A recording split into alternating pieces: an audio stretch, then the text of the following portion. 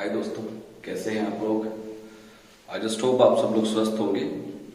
तो मैं योगिंदर चौधरी आपका स्वागत करता हूं अपने यूट्यूब चैनल पर जिसका नाम है नाइस कोचिंग सेंटर।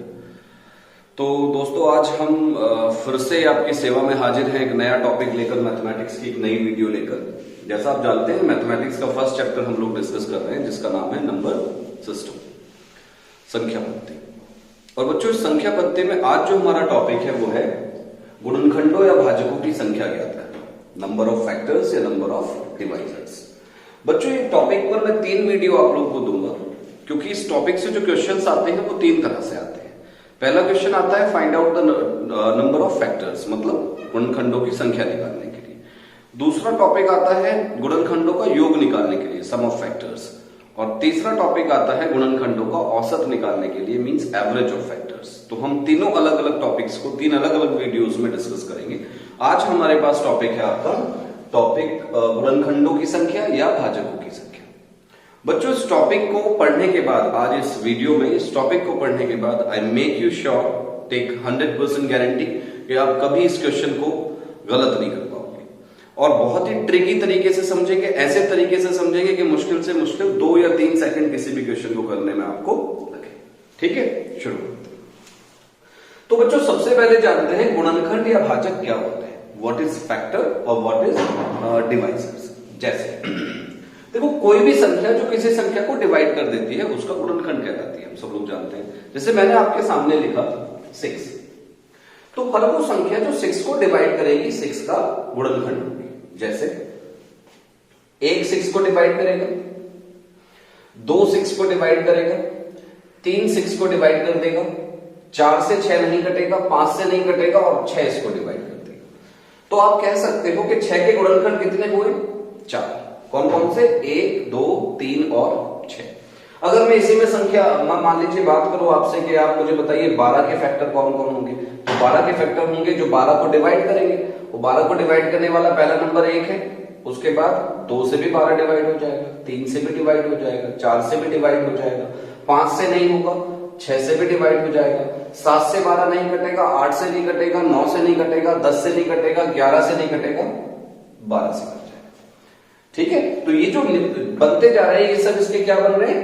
फैक्टर्स। तो आई होप आपको समझ में आ गया होगा फैक्टर्स क्या होते हैं। हर वो संख्या जो किसी संख्या को डिवाइड कर देती है उसका गुणनखंड कहलाती है।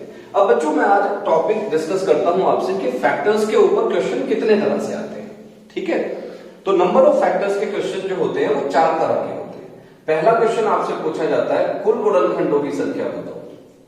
कुल गुणनखंडों की संख्या, जिसे इंग्लिश में बोलते हैं total number of factors. Total number of factors. ठीक है साहब। दूसरा देखो, नंबर ऑफ फैक्टर्स के क्वेश्चन 4 तरह से आते हैं। पहला क्वेश्चन आता है कुल गुणनखंडों की संख्या बताइए, जिसे इंग्लिश में कहते हैं टोटल नंबर ऑफ फैक्टर्स। दूसरा क्वेश्चन आता है सम गुणनखंडों की संख्या बताइए, मतलब सम को इंग्लिश में बोलते हैं इवन नंबर ऑफ फैक्टर्स। फिर आपसे वो इवन नंबर ऑफ फैक्टर्स पूछेगा।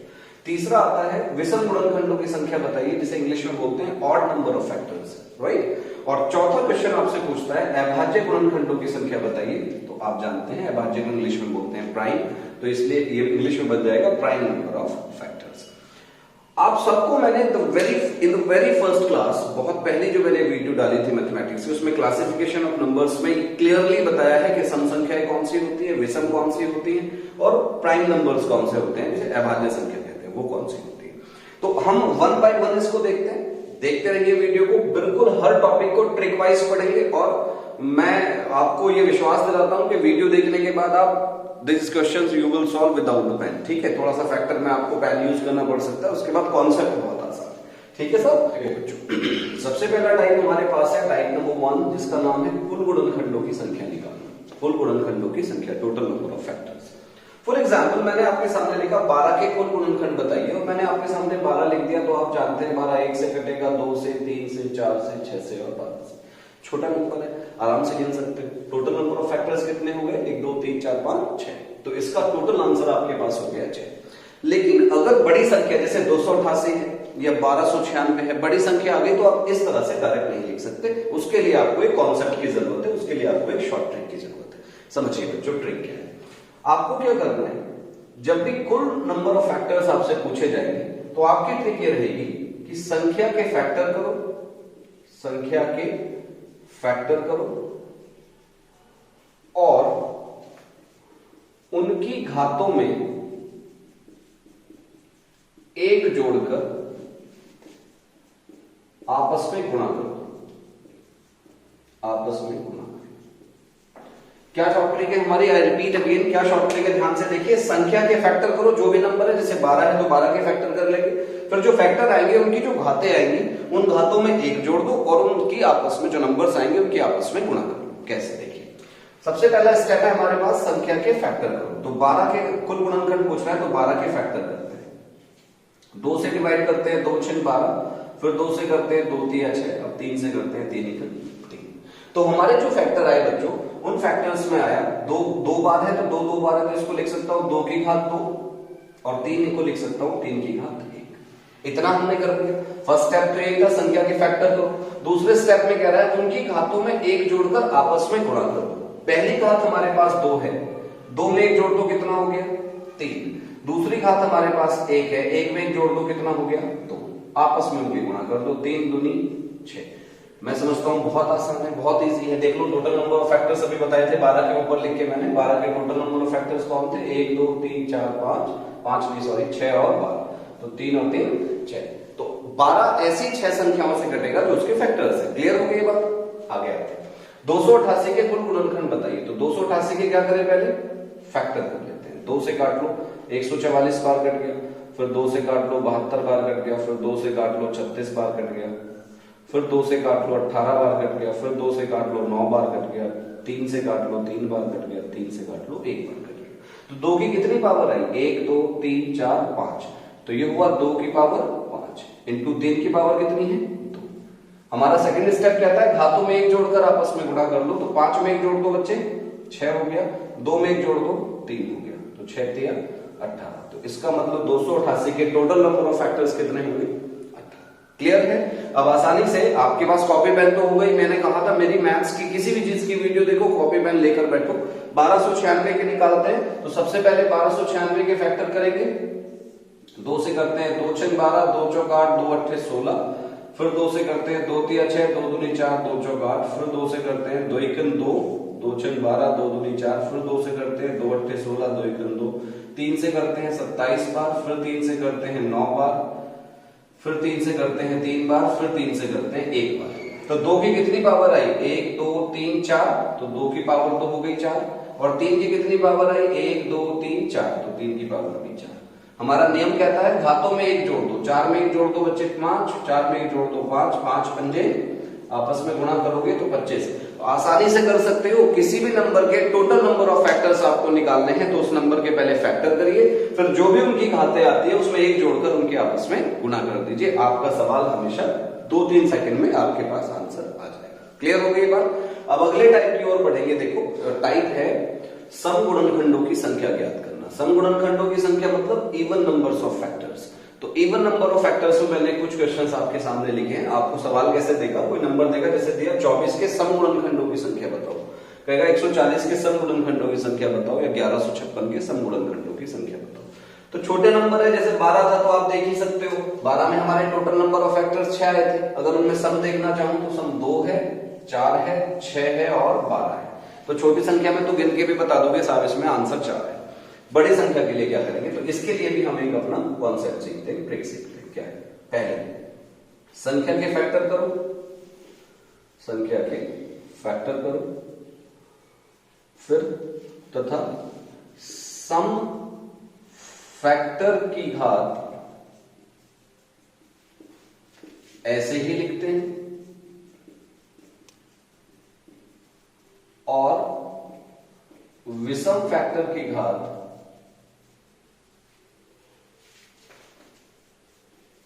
में एक जोड़कर आपस में गुणा कर देते हैं। ठीक है साहब?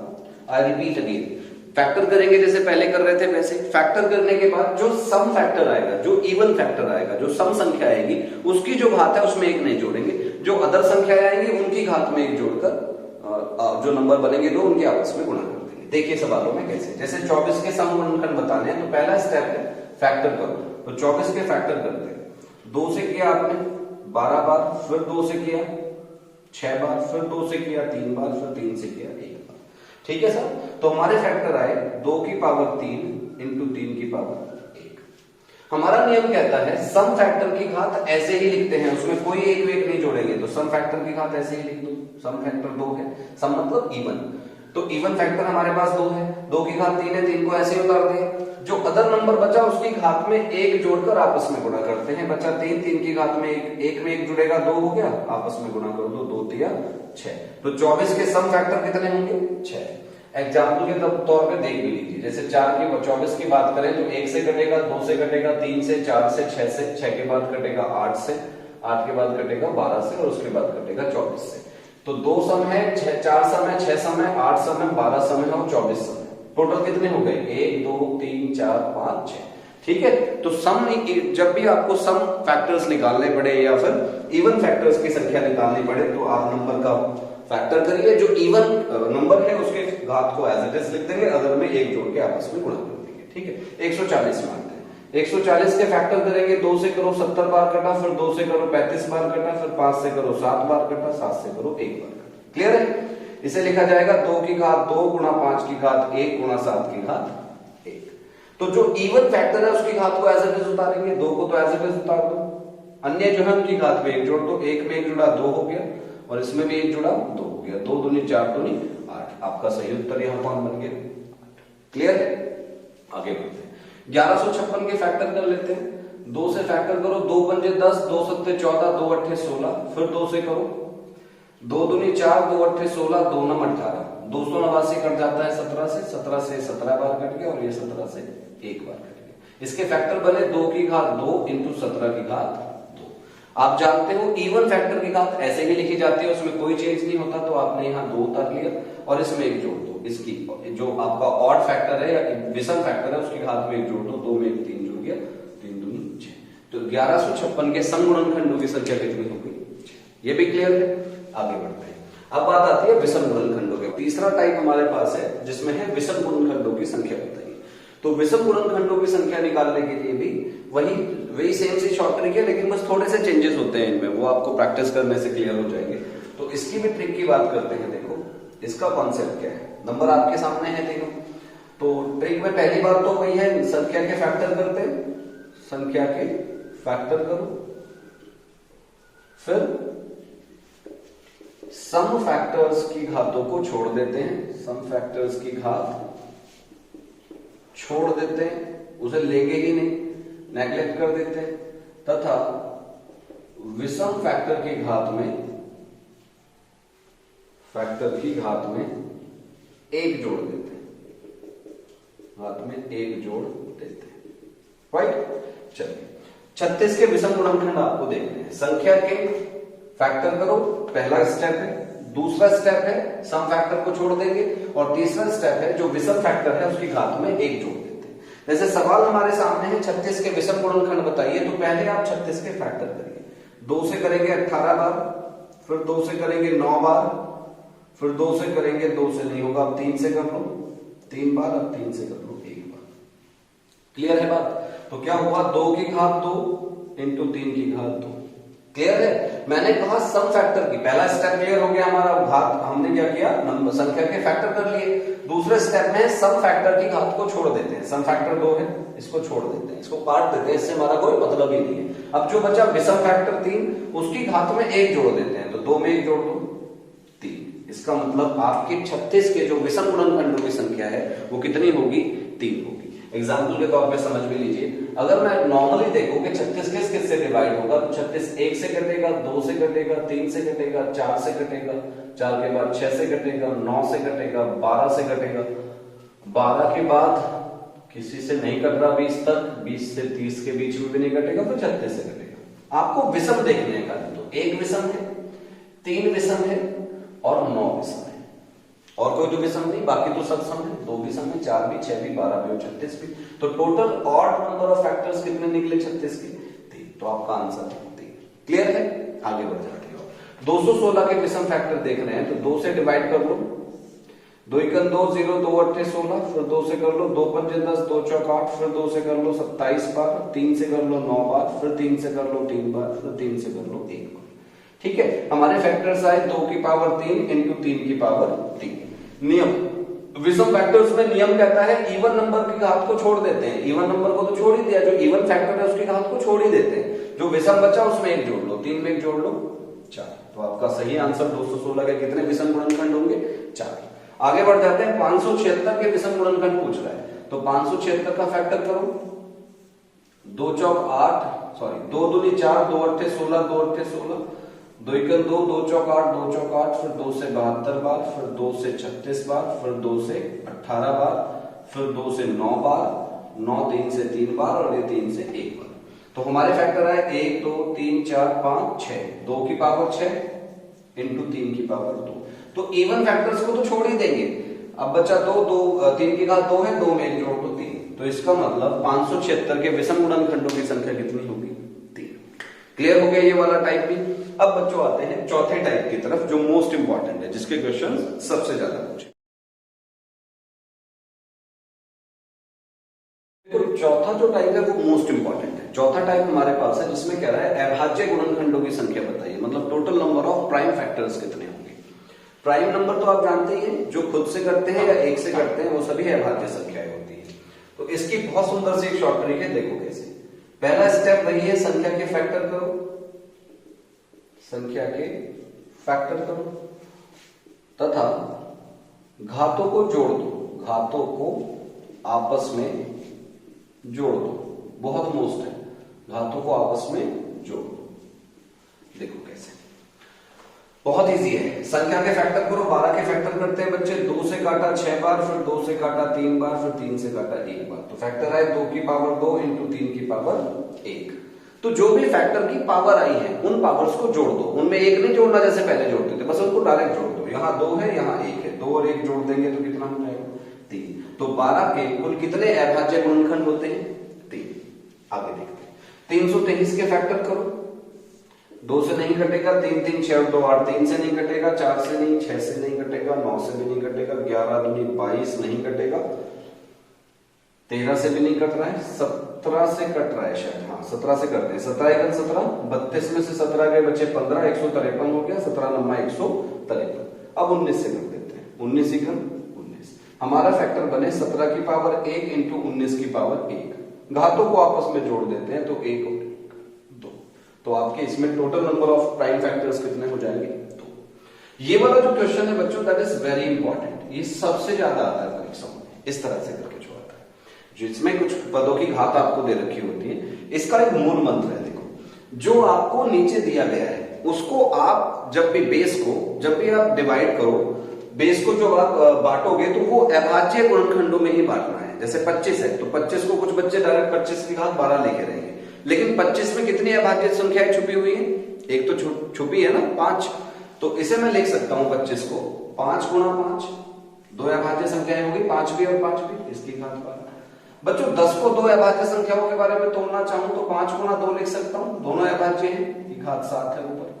और 14 को तोड़ना चाहूं तो 2 इंटू 7 लिख सकता हूं और उसकी घात ऊपर 7 लिख सकता हूं ना। मतलब जो हमारे नंबर्स हैं उन नंबर्स को आप हमेशा किस में लिखना चाहोगे? किसमें? अभाज्य गुणनखंडों में, अभाज्य नंबर्स में उनको हम डिवाइड करेंगे।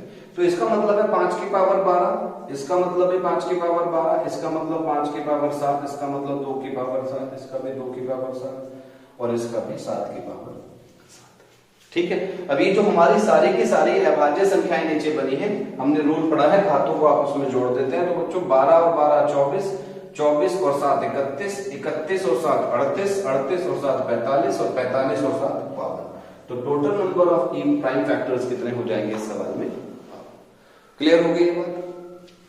और एक क्वेश्चन इसी तरह का करके देखते हैं, इसको मिटा दो, ये तो आसान ही था, इधर करके देख लेते हैं। देखो एक सवाल मैंने आपको दिया कि 26 की पावर 53 इंटू 14 की पावर 21 के अभाज्य गुणनखंड बताइए। तो 26 को आप 26 नहीं लिखा रहने देंगे, 26 को आप किस में ले लेंगे? 2 अभाज्य गुणनखंडों।